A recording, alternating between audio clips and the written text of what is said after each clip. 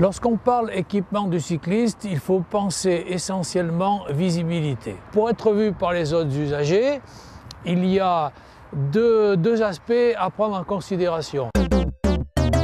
En ce qui concerne le bon sens, donc les vêtements du cycliste, on part du principe qu'un cycliste doit être habillé de clair. Rappelez-vous, chacun a certainement rencontré ou croisé des cyclistes à 6 h du matin habillés tout de noir.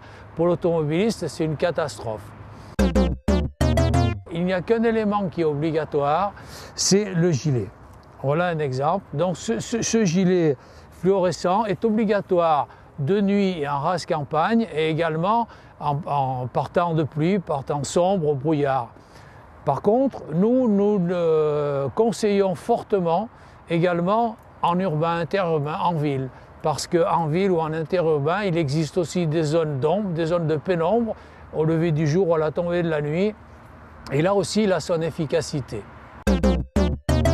Le roll strap qui permet de visualiser les mouvements du cycliste.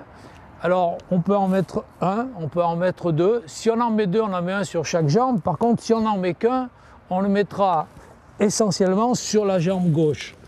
L'avantage, c'est que dans les phares d'une voiture, on voit le mouvement des jambes et c'est très visible. Le casque, je précise bien, n'est pas obligatoire en France. Par contre, il est fortement conseillé parce qu'un cycliste, ça reste un usager vulnérable, un usager qui n'a pas de carrosserie comme dans une voiture.